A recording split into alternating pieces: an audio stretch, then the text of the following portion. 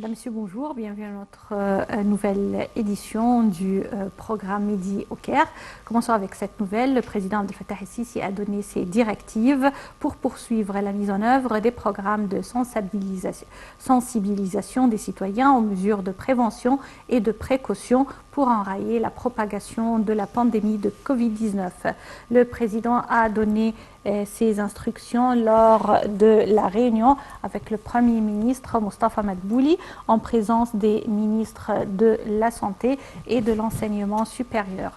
Le ministère de la Santé a pour sa part annoncé hier avoir enregistré 850 nouveaux cas de personnes contaminées et 44 décès. Le ministère de la Santé a entre-temps ajouté que 163 479 personnes avaient quitté les hôpitaux de confinement après leur rétablissement.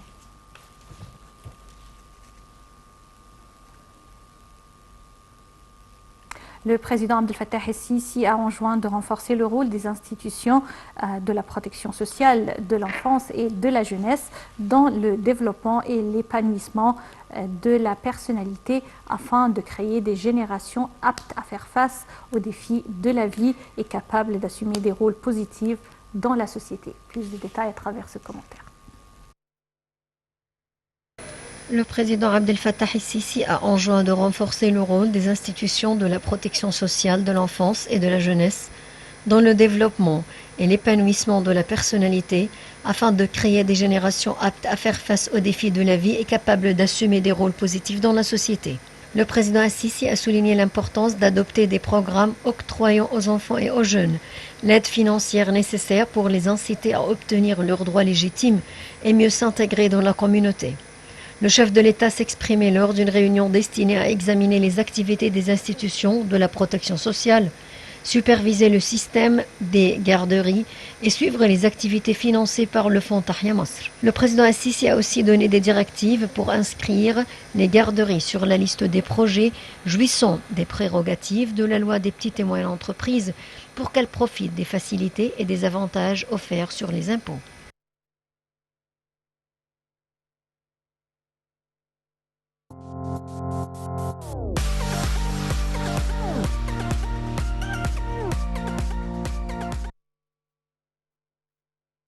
Le ministre des Affaires étrangères, Sameh Choukri, effectue actuellement une tournée africaine lors de laquelle il doit transmettre des messages du président Abdel Fattah el-Sisi aux dirigeants de ces pays.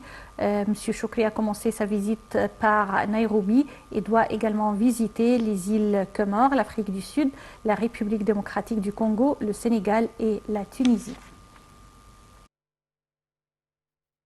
Le ministre des Affaires étrangères, Sameh Choukri, effectue actuellement une tournée africaine, lors de laquelle il doit transmettre des messages du président Abdel Fattah el-Sisi aux dirigeants de ces pays.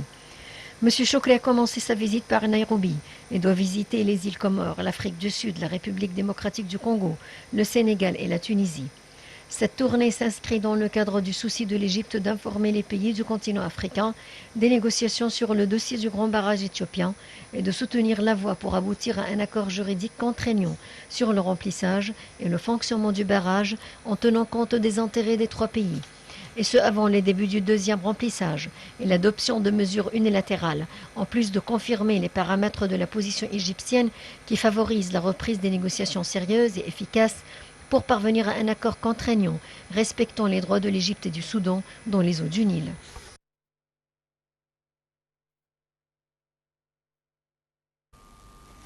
Afin de mieux parler des relations égypto-africaines, nous avons contacté par téléphone Dr Passant Fahmy, ex-député au Parlement égyptien. Bonjour. Bonjour madame. Dr Passant Fahmy, on parle d'une tournée actuelle du ministre des Affaires étrangères égyptien en Afrique. Ce n'est pas bien sûr la première tournée et depuis l'investiture du président Abdel Fattah el-Sisi, il s'intéresse beaucoup à ce perspective ou cet objectif qui est l'Afrique. Selon vous, quels sont les résultats concrets de cet intérêt accordé par l'Égypte à sa relation avec les pays africains? Écoutez, madame, il est bien, c'est le moment parfait de développer des relations avec tous les pays africains. C'est-à-dire, on était trop en retard. On a négligé ce dossier pour des décades. Mais honnêtement, ces jours-ci, il est temps de développer ce dossier. Les intérêts communs entre les pays africains et l'Égypte étant un pays africain aussi, sont très importants. Monsieur le Président, depuis qu'il a été élu, il a donné beaucoup d'importance à ce dossier. Oui. Et maintenant, on travaille d'une façon très active et positive pour développer des relations de telle façon que tout le monde est gagnant.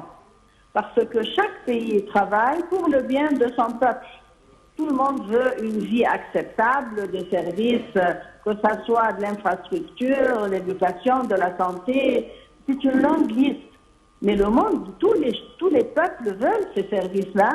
Et maintenant, malheureusement, je répète malheureusement, ils ont la possibilité de voir le monde entier à travers la technologie. Oui. Tous les devises qu'ils tiennent en main, ils voient partout comment les gens vivent. Et ils ont le droit, eux aussi, de vivre de la même façon. Alors, l'activité qui est faite par l'Égypte est très importante. D'un côté, nous avons une expérience à raconter à tout le monde qu'on a vraiment eu un développement très positif, très professionnel, qui a développé le côté économique qui s'était vu par toutes les institutions mondiales, et aussi le développement sur le terrain, que ce soit la stratégie verte, bleue, l'infrastructure, les nouvelles villes, c'est une longue liste.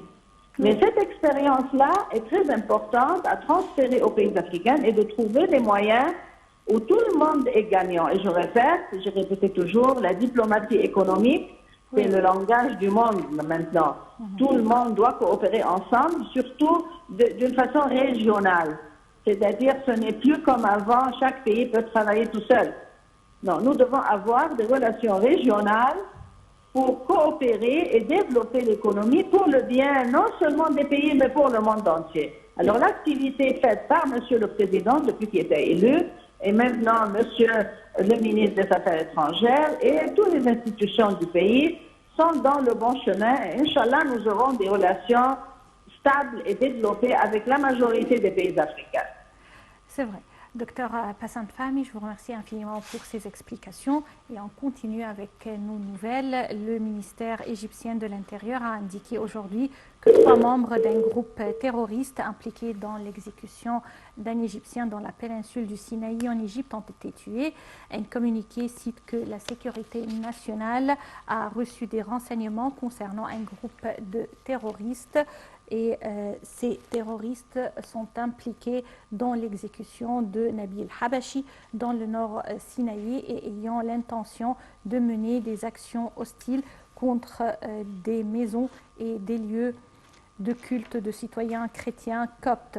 Les 3 terroristes ont été tués lors d'une fusillade intense avec les forces de sécurité égyptiennes. 2 d'entre eux ont été identifiés. Il s'agit de Mohamed Ziad Salem, dit Ammar, et qui constitue l'un des dangereux terroristes au Sinaï, et Youssef Ibrahim Selim, dit Abu Mohamed, impliqué dans l'exécution de plusieurs opérations terroristes. Une ceinture d'explosifs et une grenade ont été retrouvées en leur possession. C'est ce qu'a indiqué le ministère, ajoutant que d'autres membres présumés de la cellule terroriste ayant exécuté Nabil Habashi étaient toujours recherchés.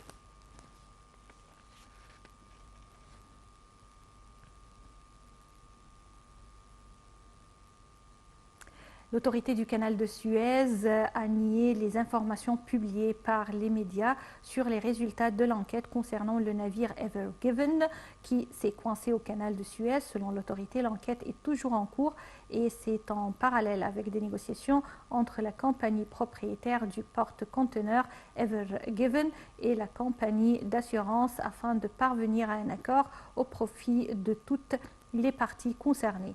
L'autorité du canal de Suez a appelé tous les médias à faire preuve de vigilance et à accorder la plus grande attention aux informations circulées dans des sources inconnues ou non officielles.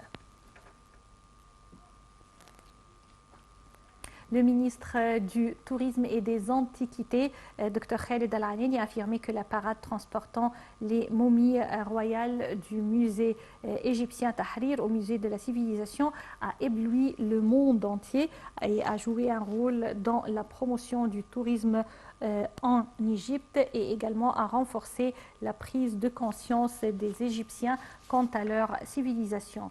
Lors d'une cérémonie organisée par le ministère du Tourisme et des Antiquités au musée de la civilisation à l'occasion de la Journée internationale des monuments et des sites, Dr Al-Aneni a ajouté que le musée de la civilisation expose plusieurs époques de la civilisation égyptienne à partir de la préhistoire, des dynasties et des époques successives pharaoniques, chrétiennes et islamiques.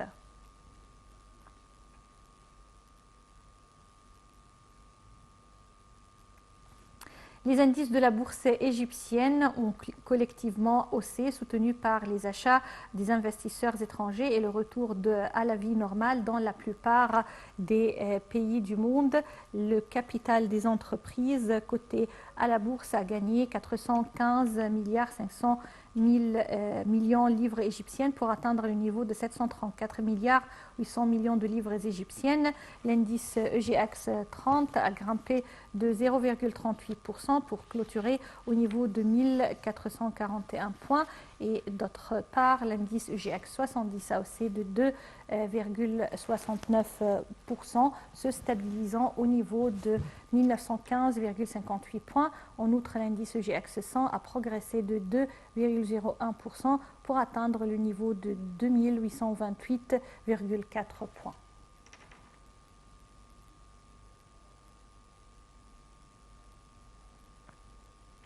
Mesdames et messieurs, avec cette nouvelle, nous parvenons au terme de notre édition de Midi au Caire. Passez d'excellents moments avec la suite de nos programmes sur NLTV International.